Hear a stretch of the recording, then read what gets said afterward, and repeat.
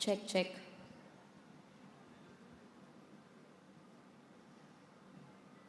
Hello, everyone.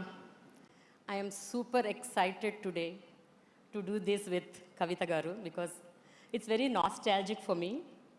కరెక్ట్గా 10 years back మనం interview చేసాం. గుర్తుందా మీకు? చెప్పండి.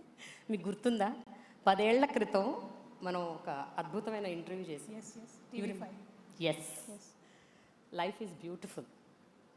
So what has actually changed in the 10 years, ma'am? First of all నమస్కారం అండి అందరికీ. వే2 న్యూస్ వారికి ప్రత్యేకంగా ధన్యవాదాలు తెలియజేస్తూ ఉన్నాను. ఎందుకంటే ఇంత మంచి ప్లాట్ఫామ్లో తెలంగాణ రక్షణ సేనగా కొత్తగా ఒక రాజకీయ శక్తిగా పుట్టుకొచ్చినటువంటి మాకు మా పార్టీకి ఇంత మంచి వేదికనిచ్చి మా అభిప్రాయాలను ప్రజలతో పంచుకునేటటువంటి సమయం ఇచ్చినందుకు వే2 న్యూస్ వారికి ధన్యవాదాలు. The same time I should say in the last 10 years నా పర్సనల్ లైఫ్ అనే కాదు, హౌ మీడియా హెస్ చేంజ్డ్ అని చెప్పడానికి వే2 న్యూస్ యొక్క ప్రయాణమే మనకు కళ్ళ ముందు కనపడతా ఉంటుంది. దాదాపు 2016లో వాళ్ళు లాంచ్ చేస్తే ఇప్పుడు 2026.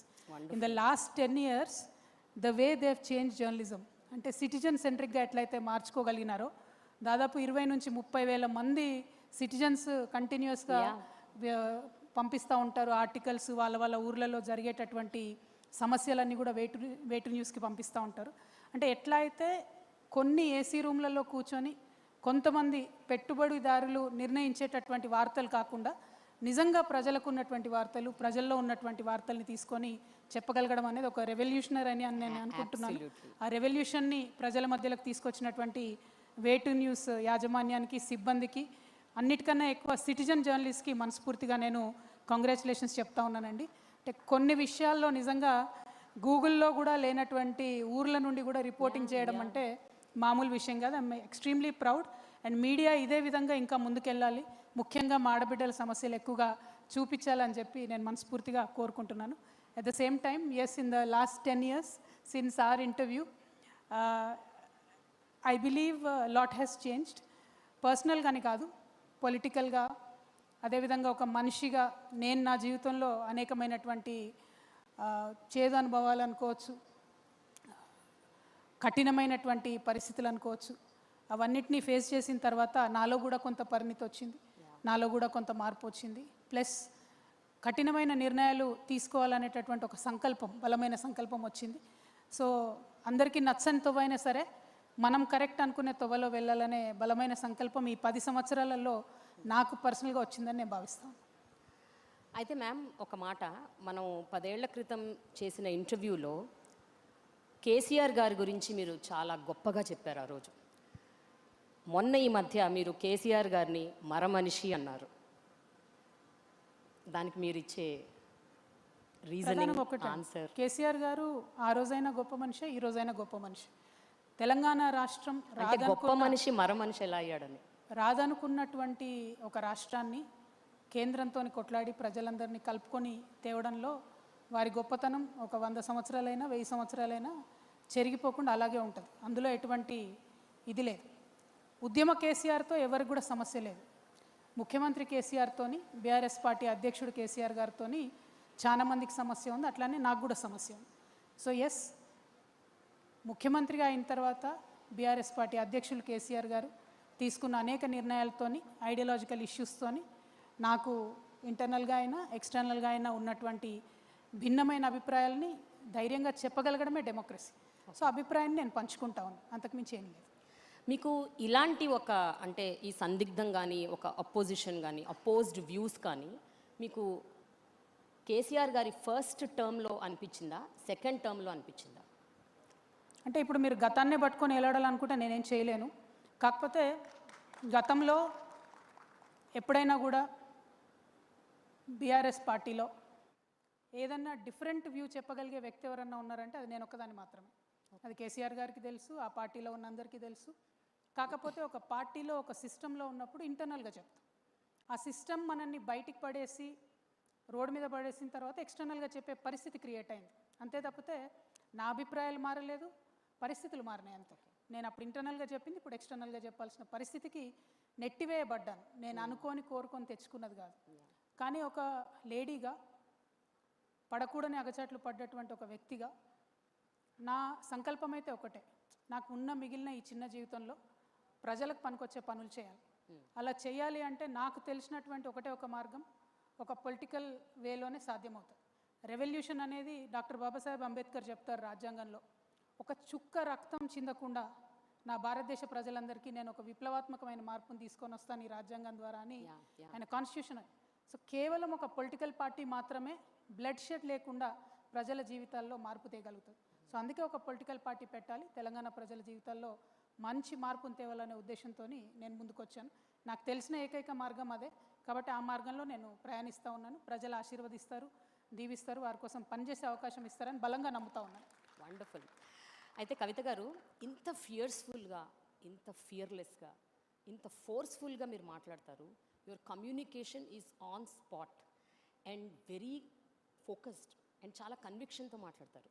మీరు రాజకీయ పార్టీ పెట్టిన తర్వాత కూడా మీరు టీఆర్ఎస్ అని పెట్టడం వెనుక, అలాగే మీరు శ్రీరామనవమి రోజు మీ పార్టీని ప్రారంభించడం, అలాగే అంటే ఎన్నో అంశాల మీద మీరు అంటే ఆన్ స్పాట్ మాట్లాడతారు.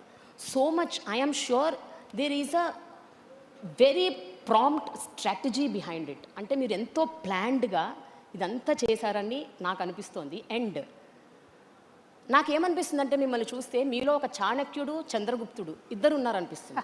You are not just a king maker, you are also maybe a king. So అంటే ఇంత స్ట్రాటజిక్గా I'm sure lot must have gone through your thought process. I want to understand that. అంటే ప్రధానంగా ఒకటండి, పాలిటిక్స్లో ఉన్నామంటే డెఫినెట్గా స్ట్రాటజికల్గానే ఉండాలి. నేను చాలా గొప్ప వ్యక్తి దగ్గర పాలిటిక్స్ నేర్చుకున్నాను కాబట్టి వారి స్ట్రాటజీ ఏది ఉంటుందో అది వంట పట్టించుకున్నటువంటి వ్యక్తిగానే ముందుకెళ్తాను తప్ప హడావుడిగా తొందరపాటుతో వెళ్ళను. కాబట్టి ఖచ్చితంగా ఏది చేసినా ఒక ప్లానింగ్తోనే చేయాలి. ఇప్పుడు మనకు మహిళలకు ఉండే ఎక్స్ట్రా బర్డెన్ ఏంటంటే పొలిటికల్గా ముందుకు వచ్చినప్పుడు మనం ఫెయిల్ అయితే ఈ ఆడవాళ్ళకి ఏం అవకాశం ఇచ్చినా వేస్ట్ అని అంటారు. కాబట్టి ఆ బరువు అంతా నా భుజాల మీద ఉంటుంది, తెలంగాణ ఆడబిడ్డల బరువు, భారతదేశం ఆడబిడ్డల బరువు అంతా కూడా. సో పొలిటికల్గా నేను ఒక ముందడుగేసి ఒక పార్టీ పెట్టి వస్తున్నా అంటే ఎట్టి పరిస్థితుల్లో నేను ఫెయిల్ అవ్వకూడదనే ఉద్దేశంతో, ఆ కన్విక్షన్తో వెళ్తా ఉన్నాను. రెండు, ఒకటి ఆడపిల్లలు డిప్రెస్ అవ్వకూడదు. రెండు, తెలంగాణ ప్రజలు గత 10 సంవత్సరాల్లో 12 సంవత్సరాల్లో దేనికోసమైతే తెలంగాణ తెచ్చుకున్నామో అది రియలైజ్ కాలేదు. కాబట్టి టాపిక్ కూడా నెక్స్ట్ 10 years ఆఫ్ తెలంగాణ ఏంటి అని అడుగుతూ ఉన్నారు. సో లాస్ట్ డికేడ్లో ఏం జరిగింది, నెక్స్ట్ డికేడ్లో ఏం జరగాలి, ఇటువంటి ఒక పాజిటివ్ ఆలోచనతో ముందుకెళ్తా ఉన్నాం. నేను పార్టీ పెట్టినప్పుడు కూడా ఊరికే పెట్టలేదండి, చాలా మీరు అన్నట్టు నేను థింక్ చేశాను. సరే ఇవాళ ఇండియాలో జరుగుతున్నది ఏంది అని ఒక సెకండ్ ఆలోచిస్తే, దాదాపు 140 కోట్ల జనాభా ఉన్న మన దేశంలో more than 85 to 90% of the people only వాళ్ళ మంత్లీ ఇన్కమ్ బిలో 30,000 ఉన్నది. బిలో 30,000 రూపాయలు నెలకు సంపాదించేటటువంటి అత్యంత పేదలు ఉన్నటువంటి దేశం మన దేశం. ఆ 30,000 నెలకు సంపాదించే దాంట్లో కూడా విద్యా వైద్యానికి 70% వాళ్ళ ఇన్కమ్ని ఖర్చు పెడతా ఉన్నారు. నిన్న మోదీ గారు వచ్చి ఒక మాట చెప్పి వెళ్ళారు, భారతదేశం యొక్క రిజర్వ్స్ లేవు, మనకు ఉండాలి రిజర్వ్స్ అని చెప్పారు. కానీ పర్సనల్ రిజర్వ్స్ కూడా చాలా ఇంపార్టెంట్ కదా. ఒక కుటుంబం దగ్గర కొంత సేవింగ్స్ ఉండాలి. ఆ ఉండకుండా అయిపోయే పరిస్థితులు ఎందుకు వస్తున్నాయి ఇవ్వాలి అంటే విద్య మీద, వైద్యం మీద కంప్లీట్గా 70% స్పెండ్ చేస్తాం.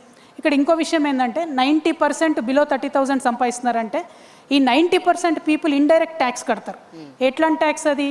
సబ్బు కొన్నా, షాంపూ కొన్నా, ఒక చిన్న కారా ప్యాకెట్ కొన్నా అటువంటి ట్యాక్స్ ఇండైరెక్ట్గా 90% జనాభా కడతారు.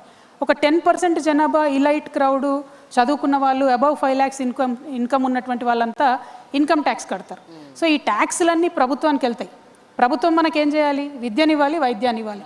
ఇవాళ ప్రజలకు ఏమవుతుందంటే ఒక పక్క ట్యాక్సులతో ఖర్చు అవుతుంది.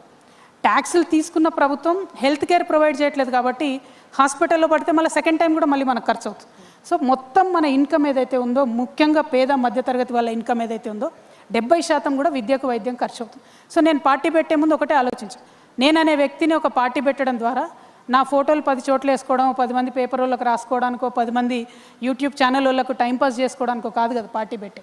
వాట్ ఈస్ ద గుణాత్మకమైన మార్పు, క్వాలిటేటివ్ చేంజ్ ఏం రావాలి సమాజంలో అని ఆలోచించినప్పుడు విద్య, వైద్యం ఈ రెండు గనక ప్రభుత్వం బాధ్యత తీసుకొని ఉచితంగా ఇవ్వగలిగితే, అది ప్రైవేట్ అయినా సరే, ప్రభుత్వం అయినా సరే, విద్య, వైద్యం నా తెలంగాణ ప్రజలకు ఉచితంగా ఇవ్వాలనే ఉక్కు సంకల్పంతోనే మేము ఈ పార్టీ పెట్టడం జరిగింది. రక్షణ సేన ఊరికే పెట్టలేదు, టైంపాస్కి పెట్టలేదు, లేకపోతే నాకెక్కడ అవకాశాలు లేక పెట్టలేదు.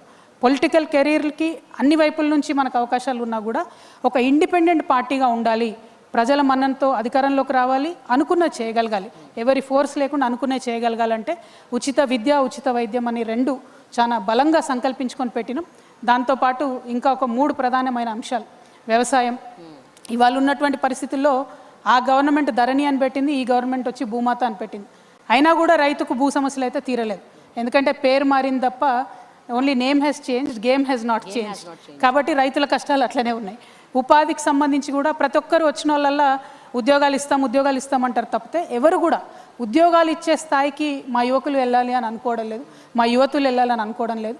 కాబట్టి ఉపాధి మీద చాలా డీటెయిల్డ్గా వర్క్ చేసి ఆలోచన చేసి 2 lakhs to 20 crores వరకు మా యూత్ని నమ్మి, మా జన్జీని నమ్మి we want to invest in them. ఒక్క వాట్సాప్, ఒక్క గూగుల్, ఒక్క అమెజాన్ మన దగ్గర నుంచి ప్రొడ్యూస్ చేయగలిగినా కూడా ఐఎమ్ ష్యూర్ మొత్తం ఒక నెక్స్ట్ డికేడ్ అంతా కూడా తెలంగాణ బాగుంటుందనే ఉద్దేశంతో. ఇవన్నీ 4 ఒక ఎత్తు అయితే సోషల్ జస్టిస్ అని ప్రతి ఒక్కరు చెప్తారు లిప్ సర్వీస్ లాగా. Every party is in a situationship with social justice today. It's just in a situationship, they are not truly doing anything about it. బాగా జెన్జీ వర్డ్స్ బాగా నేర్చుకున్నారు మ్యామ్. బట్ జెన్జీ లాంగ్వేజ్ మీ పిల్లలు నేర్పుతున్నారా ఏంటి మీకు? Not really, it is a fact. అంటే వాళ్ళు ఏంటంటే నాన్ కమిటల్గా వీఆర్ దేర్ విత్ యూ అని చెప్పి ఒక సిచ్యువేషన్షిప్లో ఉన్నారు తప్పితే టుమారో మై పార్టీ తెలంగాణ రక్షణ సేన అధికారంలోకి వచ్చిన తర్వాత we will be married to social justice without a divorce option. So అంత డెడికేటెడ్గా, అంత కమిటెడ్గా, అంత సీరియస్గా సోషల్ జస్టిస్ కోసం పనిచేస్తాం. సోషల్ జస్టిస్ అంటే కేవలం కులాల ప్రాతిపదికన చెప్పట్లే నేను. వికలాంగులు ఉన్నారు, వికలాంగులకు కనీసం ఇంత పెద్ద సెక్రటేరియట్ కడితే ఒక ర్యాంప్ కట్టుకోలేదు మనం. వికలాంగులకు ఫ్రీ బస్ ఇవ్వడానికి ముఖ్యమంత్రి గారికి, ఇప్పుడున్న ముఖ్యమంత్రి గారికి మనసు రావట్లేదు. అదేవిధంగా సీనియర్ సిటిజన్స్ ఉన్నారు, వారికి ఫ్రీ బస్ ఇవ్వడానికి మనసు రావట్లేదు. అక్కడేమో బీజేపీని చూసుకుంటే సీనియర్ సిటిజన్స్కి ఉన్న ఆ మాత్రం రైల్వే డిస్కౌంట్ కూడా ఎత్తేసి పడేస్తారు. సోషల్ జస్టిస్ అంటే ఏంటి మ్యామ్? ఎవరైతే తమకు తాము హెల్ప్ చేసుకోలేరో వాళ్ళకి హెల్ప్ చేయాలి, వల్నరబుల్ సెక్షన్స్కి హెల్ప్ చేయాలి. ఇప్పుడు లొంగిపోయినటువంటి మావోయిస్టులు ఉన్నారు, దాదాపు 1,00,000 మంది ఉంటారు తెలంగాణలో. అన్ని గవర్నమెంట్స్ ప్రామిస్ చేసాయి మేము ఇది చేస్తాం అది చేస్తాం, ఒక్క గవర్నమెంట్ కూడా ఏం పని చేయలేదు ఇంతవరకు. ఏపీలో కూడా అదే పరిస్థితి. అదేవిధంగా మాజీ సైనికులు ఉంటారు, 15 ఏళ్ళు సర్వీస్ చేసి ఒళ్ళు హూనం చేసుకొని వస్తారు, వాళ్ళకు కావాల్సిన ఒక చిన్న వెల్ఫేర్ మెజర్ కూడా ఏ గవర్నమెంట్ చేయడం లేదు. సో ఈ సోషల్లీ వల్నరబుల్ ఉన్న సెక్షన్స్ అన్నిటికీ, ట్రాన్స్జెండర్స్ కావచ్చు, వీరందరి కోసం కూడా సోషల్ జస్టిస్ అనే కాన్సెప్ట్తోని we want to be very committed and work for them. అది కాకుండా మనందరికీ తెలుసు భారతదేశం అంటేనే కులాల వ్యవస్థ. సో ఎస్సీస్ కానీ, ఎస్టీస్ కానీ, బీసీస్ కానీ, మైనారిటీస్